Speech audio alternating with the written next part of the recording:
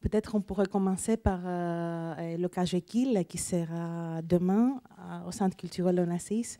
Denis, vous pouvez peut-être nous parler un petit peu de cette aventure hors la comédie française, un trajet plus personnel, disons.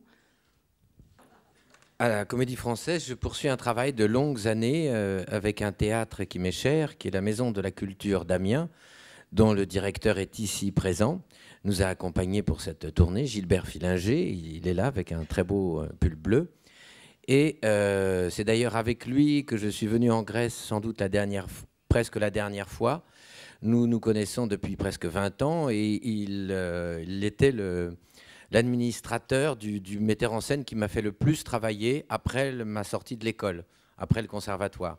Et nous avons gardé un lien d'amitié et un lien artistique tel que régulièrement nous faisons des spectacles ensemble, des pièces écrites notamment par mon ami le plus cher sans doute, Emmanuel Bourdieu, qui écrit des pièces que je mets en scène et qui a aussi mis en scène avec moi-même et un autre acteur qui lui est de la Comédie Française, Éric Ruff, ce cas Jekyll.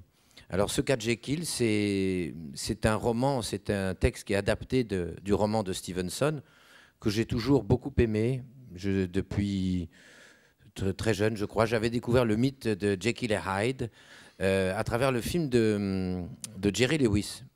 D'ailleurs, je ne sais pas si vous connaissez ce film qui s'appelle Dr. Jerry and Mr. Love, que j'aimais énormément et qui m'avait ensuite fait découvrir le roman.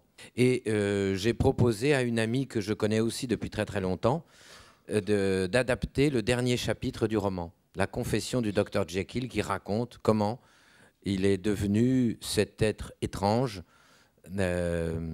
complètement contradictoire, divisé en lui-même, séparé en deux, en Dr. Jekyll et en Mr. Hyde.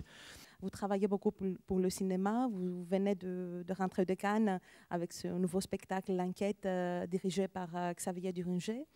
Serait-il possible de nous parler un petit peu de ce rôle qui était assez risqué, comme disaient les critiques, cette expérience-là d'interpréter un personnage qui est toujours au pouvoir? Ce film, c'est une comédie. C'est finalement pas un film qui a...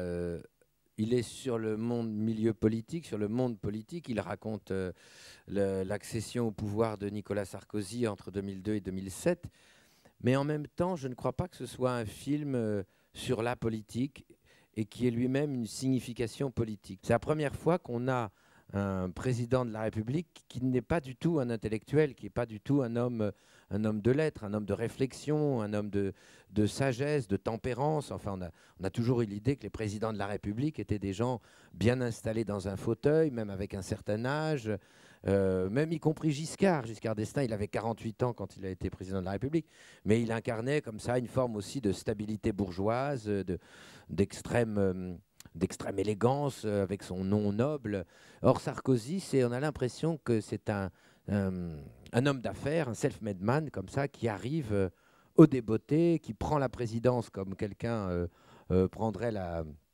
achèterait un club de foot, s'installe dans le fauteuil et se dit, bon alors les gars, qu'est-ce qu'on fait? Et tout ça, qui n'est pas forcément non plus une image complètement juste, parce qu'il y a aussi chez cet homme-là, qui est toujours plus intelligent qu'on ne croit, une capacité de s'adapter aux situations qui en fait un homme toujours finalement différent de l'image que vous en avez. Et ce soir, on va voir alors un film de 2001. Alors c'est un film qui m'est très cher.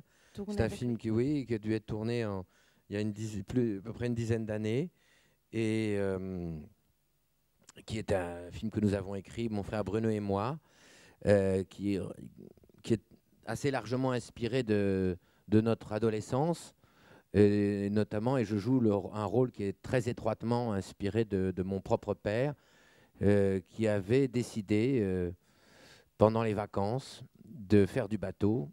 Alors, il ne savait absolument pas en faire. Il avait acheté un voilier, il n'y connaissait rien à la voile, et il nous avait embarqués sur ce voilier, il nous avait quasiment forcés à devenir des petits marins. Et s'en est suivi des moments à la fois comiques et même parfois dramatiques. Et donc, ça nous avait donné l'idée, l'envie de faire ce film, et qui est filmé, dont l'image est et faite par Yorgos Arvanitis, dont je salue, même je sais qu'il n'est pas là, mais c'est un ami, et c'est avec lui que j'ai aussi fait mon premier film. Je pense qu'on va en parler tout à l'heure. Voilà, le tout premier film, première apparition alors, c'est en 1989. 1989. Xenia. Xenia. Et ce film était de Patrice Vivancos. C'est un Français qui vivait à Athènes, qui avait été assistant d'Angelopoulos et qui était devenu ami avec Yorgos Arvanitis. Et Yorgos était devenu producteur même de ce film. Et l'actrice principale de ce film est Thémis Bazaka, qui est ici. Je suis très heureux de la retrouver. La journée est immense par la fenêtre sur le quartier doux de Philothèe, terre de mes ancêtres. Que devons-nous faire aujourd'hui? Quel est le bonheur particulier de ce jour? Ah oui, je dois rencontrer ma partenaire, Thémis Bazaka. Le nom a longuement et lentement roulé en mon esprit. Combien de fois l'ai-je à voix basse, à voix muette, sur tous les tons, prononcé, comme une toute petite prière. J'avais décidé de tomber amoureux d'elle, quand, pour la première fois, Patrice m'avait parlé d'elle, de Thémis Bazaka. Thémis Bazaka. Thémis veut dire la justice. Bazaka? Bazaka. L'image d'un gros canon fait tellement écran que je ne sais quelles conséquences poétiques et romantiques tirer de ce vocable. Surgit devant moi une femme tenant comme une bombe. J'ai aperçu une photo d'elle dans un magazine, mais loin dans l'image, la beauté de ses formes ne m'a pas échappé. Je ne sais rien d'elle, sinon qu'elle est très connue en Grèce par ses films, ses rôles également au théâtre. Une actrice respectée. Quel âge? Aucune idée. Je me monte considérablement le bourrichon. Une fièvre amoureuse anticipatrice me prend. Comme Géraldine est loin désormais, je me félicite de cet oubli rapide, efficace, définitif. Thémis viendra à Paris. Je viendrai régulièrement à Athènes, où nos enfants iront à l'école. Me font rire ces irrépressibles tableaux.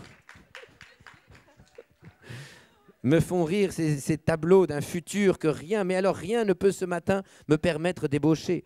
Ma gaieté ne cesse de me fournir des vies toutes faites, heureuses, à foison. L'horizon à ma fenêtre sur ma terrasse, contemplation immédiate. Je sors, pieds nus, mes pas déposent de petits halos humides, vite évaporés.